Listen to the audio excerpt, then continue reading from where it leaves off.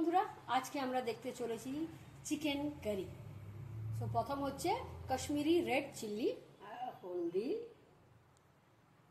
যেমন আপনারা খাবেন সেরকম সল্ট ডালবেন, আর দই 4 চামচ দই দেবেন, স্পুন দইটা দিয়ে দাও, তারপর একবার স্পুনটা দেখিয়ে দাও। 3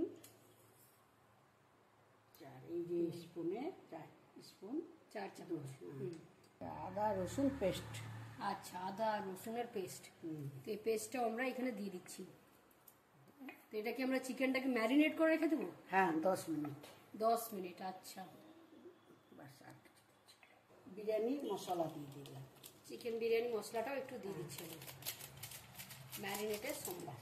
আর কিছু না। তো বন্ধুরা, চিকেনটাকে ম্যারিনেট করার সময় আমাদেরকে কাশ্মীরি লাল লঙ্কা কালারের জন্য, হলুদ, নুন স্বাদ অনুসার, কার্ড 4 চামচ, আর রসুন আর আদার পেস্ট, আর হচ্ছে বিরিয়ানি মশলা।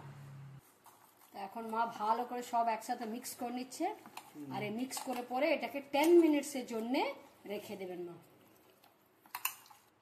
মাস্টার অয়েল 2 চামচ। মাখার সময় মাস্টার্ড অয়েল, মানে আগে মশলাটা মেখে নেবেন, তারপর মাস্টার্ড অয়েল দিবেন, তো আরেকবার ভালো করে মাখবেন, মিক্স করবেন। কালো জিরে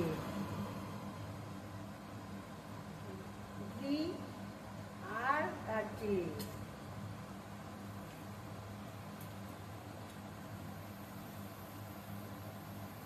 গোলমরিচ, ছোট এলাচ কাটিয়ে দিয়ে দিলাম,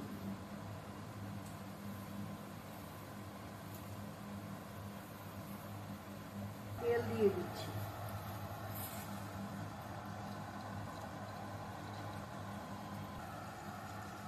হয়ে যাবে বন্ধুরা। তারপর পেঁয়াজগুলো ছেড়ে দেবো, এটা গরম হলে পেঁয়াজগুলো ছেড়ে দেবো। এই যে পেঁয়াজগুলো ঢেলে দিলাম, পেঁয়াজগুলো যখন লাল লাল হয়ে যাবে তারপরে চিকেনটা ঢালবো। বন্ধুরা, পেঁয়াজগুলো হালকা হালকা লাল হয়েছে, তোমার এখন মাংস দেবে আর একটু লাল হওয়া উচিত? একদম ব্রাউন। ওকে, তো পেঁয়াজগুলো একদম ব্রাউন হয়ে যাবে, ব্রাউনি ব্রাউনি। লাল হয়নি, দেখছেন এই যে লাল করে ভাজা হয়ে গেছে পেঁয়াজগুলো। হ্যাঁ, তারপরে আমি এই ম্যারিনেট চিকেনটা আছে, তো সেই চিকেনটা আমি ঢেলে দেবো।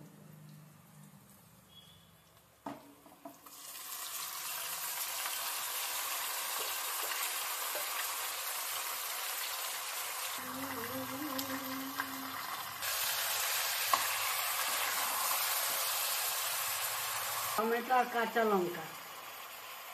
এটা হচ্ছে টমেটো আর কাঁচা লঙ্কা পেস্ট। পেস্ট কেন করা হয়? একটা তো ভালো করে মিক্স হয়ে যায়, কালার ভালো আসে। আরেকটা, টমেটোর যে ছিলকা, বলা হয় যে ওটা ডাইরেক্টলি মানে গোটা খাওয়া উচিত না।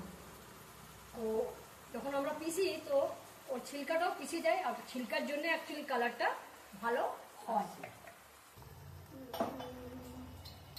দেখতে কালারফুল লাগছে একদম। পেস্ট করা ছিল, মাখা ছিল চিকেনটা, তাকে জল দিয়ে ধুয়ে এটাতে দিয়ে দিলাম। 2 মিনিট পর ঢাকন খুলে দেখবো হয়েছে কিনা। তো বন্ধুরা, এখন আমরা ঢাকা লাগিয়ে দেবো। আফটার 20 মিনিটস আমরা দেখবো কি এটা ভালো করে হয়েছে না। হয়ে গেছে, এটা নামাবো।